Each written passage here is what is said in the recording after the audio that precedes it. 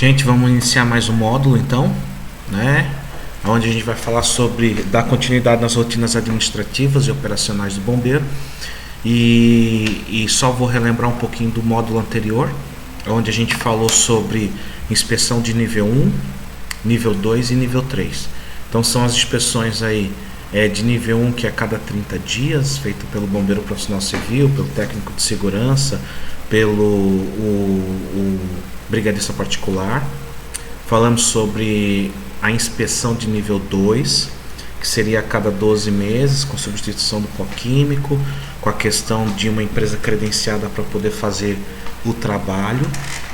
Falamos também da inspeção de nível 3, que seria aquela inspeção a cada 5 anos, aonde é realizado o teste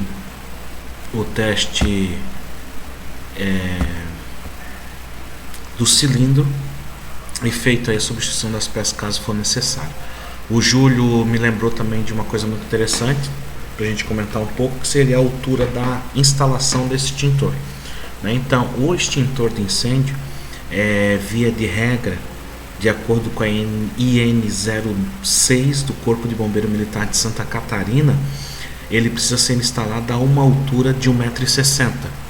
Então, vocês estão vendo aí na foto alguns extintores, na tela alguns aparelhos extintores, e na reta do manômetro ali atrás tem o suporte dele, um ganchinho onde que tu vai pendurar esse extintor. Então, aquela altura ali do manômetro é a altura de 1,60 m que tu vai instalar o suporte dele, tá? Então ficaria 1,60 m do solo. Caso não tiver condição de ser colocado a 1,60 m, vocês podem estar colocando ele no chão, porém com suporte de solo, né? Precisa ter um suporte de solo aí para poder estar colocando ele dentro, tá? Então seria a instalação 1,60 m. Se for locais aí de circulação de pessoas, né, aquela plaquinha com a seta em cima de extintor, abaixo dele aquela redonda que chama-se PCM, que é proibido colocar materiais. E em locais de movimentação de veículos, local de armazenamento de produtos e cargas e materiais, além de seta e PCM, a gente ainda precisa colocar a pintura de solo no chão para que não coloque nada à frente dos extintores. Mas é importante também lembrar que não é só não colocar coisas à frente do extintor. Também temos que lembrar que nós temos que ter acesso livre a esse extintor. Então, além de ter 1 metro quadrado livre na parte de baixo, a gente precisa que esse acesso seja livre até ele também. E uma outra parte também super interessante, assim, que o Júlio me lembrou, seria a questão das distâncias, né? A ser percorrida entre um extintor e outro. Então, na mesma instrução normativa 06 do Corpo de Bombeiro Militar de Santa Catarina, ela vai dizer aqui, ó, na tabela 01, exigência de extintor de incêndio portátil em função de risco de incêndio. Então, ó, risco leve de incêndio, distância máxima percorrida 30 metros, risco médio e risco elevado, distância máxima percorrida seria 15 metros. Então, pela instrução normativa do Bombeiro Militar de Santa Catarina, as distâncias entre extintores de acordo com o risco de incêndio da edificação seria esse. Então, o grau de risco leve seria uma distância máxima de 30 metros e médio e elevado seria uma distância máxima de 15 metros, tá? Então é isso que diz a instrução normativa do Corpo de Bombeiros Militar de Santa Catarina. Tranquilo, gente? Também tem aquela questão dos extintores serem ABC, ser BC, né, que seria o bicarbonato de sódio, seria o fosfato de monoamônico, a questão da obrigatoriedade dos extintores em relação a carros ou não. Então isso aí também tem algo que a gente pode comentar em outro módulo também, que é importante a gente estar falando também, que seria a questão das obrigatoriedades, né? Beleza? Então vamos seguir nosso módulo mais um pouquinho. Então, qualquer dúvida sobre extintores, normativas, vocês podem estar colocando aí no grupo as dúvidas que vocês têm, para que a gente possa aí fazer as pesquisas, sanar essas essas dúvidas na melhor situação possível, né? Então, eu peço que se vocês têm alguma dúvida, coloque então abaixo aí no grupo, que é uma dúvida de um pode ser dúvida de outros, né? Desculpa ali o errinho, falei dívida, né? Mas é dúvidas, né? Dúvidas, beleza? Então assim, gente, agora a gente vai falar um pouco sobre a questão dos hidrantes industriais, hidrantes de rua, hidrantes em edificação multifamiliar. E na questão dos hidrantes, na questão das inspeções, vai estar da seguinte forma: ensaio de estanqueidade. O sistema deve ser ensaiado sob pressão hidrostática equivalente a 1,5 vezes a pressão máxima de trabalho durante 2 horas. Não são tolerados quaisquer vazamentos no sistema. Caso sejam observados vazamentos, deve-se tornar as medidas corretivas. Então isso quer dizer que de tempos em tempos a gente precisa contratar uma empresa que tem um engenheiro civil ou um engenheiro mecânico, onde ele vai chegar na tua empresa, na tua fábrica, no teu condomínio, e vai fazer o teste de estanqueidade do hidrante, aonde esse teste consiste em colocar pressão nele e aí fixar um resultado no manômetro, e esse manômetro ele precisa estar sem alteração nenhuma por 2 horas, aonde vai me determinar se tem vazamento ou não, se a válvula de retenção está funcionando ou não. Então o que acontece? Após esse teste, após ser realizado esse teste por profissional legalmente habilitado, ele vai emitir um laudo de conformidade, um laudo que esse hidrante está ou não em ordem. Se ele não estiver em ordem, ele vai solicitar a manutenção, solicitar o conserto dele. Caso esse hidrante estiver ok, então ele vai emitir um laudo com a metodologia que ele utilizou para fazer esse teste e quais são os equipamentos que ele utilizou também, com data, hora e assinatura dele, tudo conforme manda as normativas. E depois disso, ele também vai emitir uma ART. O que significa ART? Uma anotação de responsabilidade técnica. Essa anotação de responsabilidade técnica é emitida através do CREA, aonde fica vinculado uma responsabilidade técnica sobre esse teste realizado, tá certo? Então ele precisa emitir um laudo e uma ART, que o bombeiro militar de tempos em tempos ele vai até a edificação, vai solicitar todos esses testes aí para o ABITS ou alvará de funcionamento, tá ok? O AVCB, né? Com todos os itens ali que compreende os testes, compreende aí a conformidade desse hidrante, tá certo? Então nós temos aí a questão dos testes de estanqueidade. São documentos que precisam ser guardados, né? São documentos que precisam ter aí para que possa ter efeito legal aí caso venha acontecer algum sinistro, certo? Aqui na imagem vocês podem ver, né, alguns tipos de hidrante. Então nessa imagem mais próxima aqui do meu vídeo nós temos o hidrante de coluna com a tubulação vinda do chão com 2 registros globo nessa coluna. Também temos a outra imagem do lado, onde nós temos uma tubulação vindo aérea com 2 registros globo também, né, e 2 caixas de incêndio aí com as mangueiras, né? Então são vários tipos de modelos e formatos de execução, né? Tudo vai depender da particularidade da planta na qual você está trabalhando. Aí nós temos também mais um formato, né, com válvulas angulares, né, coluna e assim por diante. Aqui nós temos um outro formato, né, onde nós temos uma caixa de hidrante com uma tubulação em 2 registros. Lembrando que cada registro desse corresponde a uma mangueira de 20 ou 2 mangueiras de 15, tá? Então a norma só permite essa configuração. Então por exemplo, se eu tenho uma distância maior entre pontos que precisam ser resguardados, eu preciso criar mais um hidrante e não colocar mais mangueiras. Então eu tenho um hidrante com 30 metros para poder fazer a cobertura dessa área de combate a incêndio. Então eu teria duas mangueiras de 15 metros. Se eu tenho uma área maior do que 30 metros, eu não vou colocar duas mangueiras de 20. Eu vou manter duas mangueiras de 15 e vou criar mais um ponto de hidrante, tá certo? Então a cobertura máxima seria uma distância de 30 metros, que seriam duas mangueiras de 15. Aqui a gente também tem na imagem, interessante mostrar para vocês aqui, que do ladinho aqui que vocês estão vendo aqui, né, desse ladinho, que tem um hidrante com mangotinho, né, mangotinho com tubo semi-rígido, né, são os mangotinhos aí para fazer o combate a incêndio também.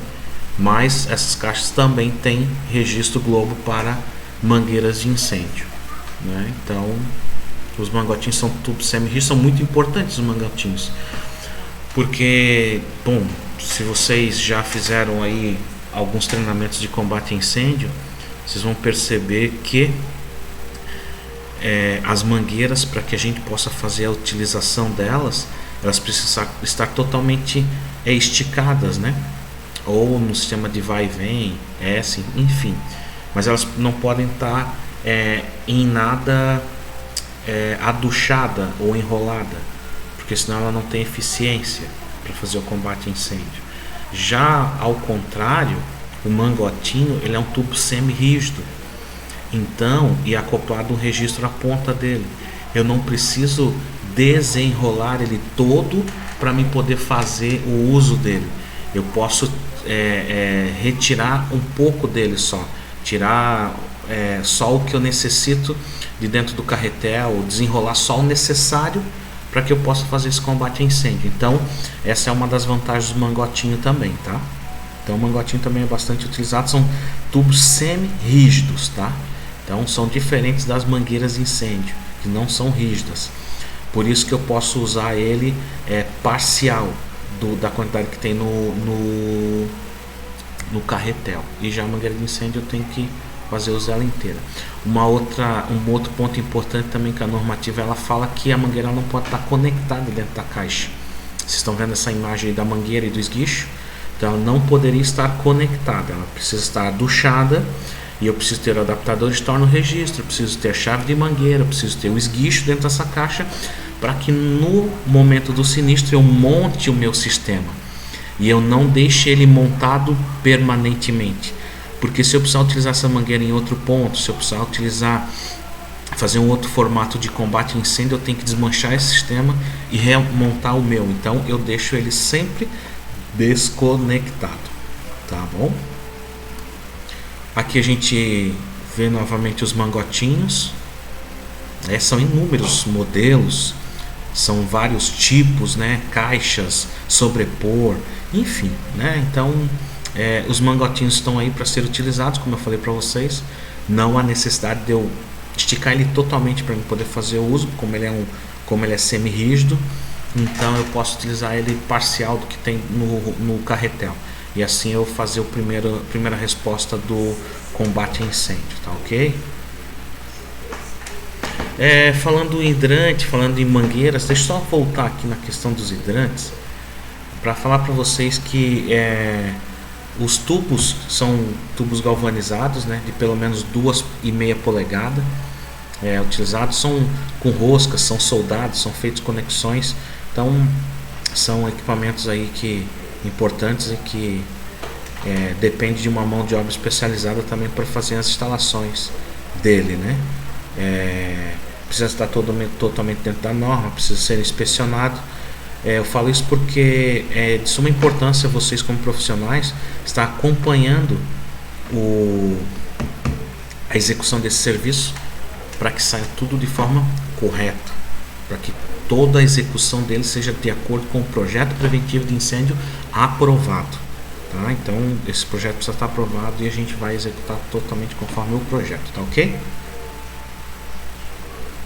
Então vamos seguir aqui, já que a gente está falando sobre hidrantes.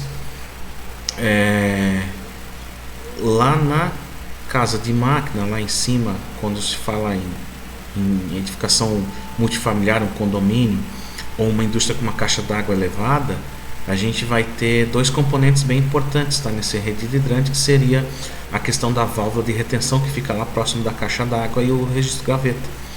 Então esse registro gaveta ele precisa estar permanentemente aberto, né, para que a rede tenha água, e a válvula de retenção sempre tem que estar em ótimas condições de uso, porque quando vem o corpo de bombeiros com seu caminhão, ele vai fazer a conexão da mangueira e do sistema dele via hidrante de recalque. Então ele não vai mais usar a nossa água como caixa d'água e nem a nossa pressão. Então quando ele coloca a pressão ao contrário, que vem lá do caminhão do bombeiro em direção à minha rede de hidrante, essa válvula de retenção lá em cima, próximo da caixa d'água, ela tem que funcionar, porque senão eu não consigo fazer pressão com o caminhão, e o caminhão, ao invés de manter uma pressão de trabalho, eu vou estar enchendo a minha caixa d'água. Então o serviço não será eficiente. Na questão aí que a gente vai seguir, que é o mesmo sistema, faz parte do mesmo sistema, são as questões das mangueiras. Então as mangueiras de incêndio, nós temos aí alguns tipos de mangueiras, e aí correspondente também aos testes, tá? Então, e a pressão do qual suporta o trabalho. Então, mangueiras de incêndio destinada a edifícios de ocupação residencial. Então, mangueiras de tipo 1. Mangueira de tipo 1 destina-se a edifícios de ocupação residencial com pressão de trabalho de 10 kg e pressão de teste de 21 kg. Mangueira tipo 2 destina-se a edifícios comerciais e industriais e o corpo de bombeiro com pressão de trabalho médio de 14 kg e teste de 28 kg. Mangueira tipo 3, então destina-se à área naval, industrial e ao corpo de bombeiro, onde é desejável maior resistência à abrasão e com pressão de 15 kg de trabalho. Então vocês percebam as diferenças, que as mangueiras de incêndio não são todas iguais, e as mangueiras de incêndio não são aplicadas em todas as edificações. Então, tipo 1 seria para residencial, tipo 2, corpo de bombeiro e comercial, tipo 3, nós já temos a questão naval, industrial e corpo de bombeiro, com um plus que seria com resistência à abrasão, tá? E a mangueira tipo 4, para áreas industriais, onde eu preciso maior resistência à abrasão, e mangueiras tipo 5, industriais também, onde é desejável uma alta resistência à abrasão e a superfícies quentes. Então tá vendo que a gente vem melhorando essas mangueiras aí conforme o tipo dela, tá ok? Então tipo 1, 2, 3, 4 e 5 de incêndio, cada qual para a necessidade da planta na qual você está trabalhando. Inspeção. O que cabe a nós fazer essas inspeções das mangueiras, né? Verificação do estado geral dela, né? Que é importantíssimo, saber se ela está sempre aduchada de forma adequada, cuidados com as conexões. Vocês percebam que as conexões da mangueira, ela suporta muita pressão, mas pouco impacto. Então com impacto ela amassa, e aí eu vou inutilizar essa mangueira, vou precisar mandar para manutenção e fazer a substituição das adaptações dos store dela, né? Então o que acontece? Mangueira não se pode bater no chão, ela aguenta muita pressão, mas pouco impacto, tá certo? É importante sempre, após a gente fazer a utilização dela, fazer a secagem dela adequadamente. Ela anualmente, vencimento anual, que eu quero dizer ali, anualmente ela precisa passar por um reteste, onde é feito um teste hidrostático dela para ver se ela não tem furos e se ela não tem vazamentos, se ela está ainda em boas condições de uso. E uma questão importante também é que se estiver furado, eu posso reempatar. O que é reempatar? Recolocar essa conexão que vocês estão vendo aí em no máximo 30 centímetros do tamanho original dela. Tá? Então não posso perder essa questão do tamanho original dela. Então eu posso fazer a substituição dessa válvula no máximo até perdendo 30 centímetros do tamanho original dessa mangueira, tá ok? Aqui os aduchamentos, né? Então é importante que essa mangueira sempre seja aduchada, enrolada de maneira adequada. E é importante também, só para título de informação, vocês estão vendo que uma mangueira ali tem um barbante amarrando ela, né? Ela precisa estar sem esse barbante para que numa hora de emergência eu possa estar utilizando ela de forma adequada. Tranquilo, gente? Então, aqui a gente encerra com a questão das mangueiras. É importante também falar que é de conhecimento de vocês que nós temos mangueiras de 1,5 polegada, mangueiras de 2,5 polegadas, né? Conforme aí o grau de risco, conforme a necessidade que a gente precisa ter nessa planta. Tá ok, gente?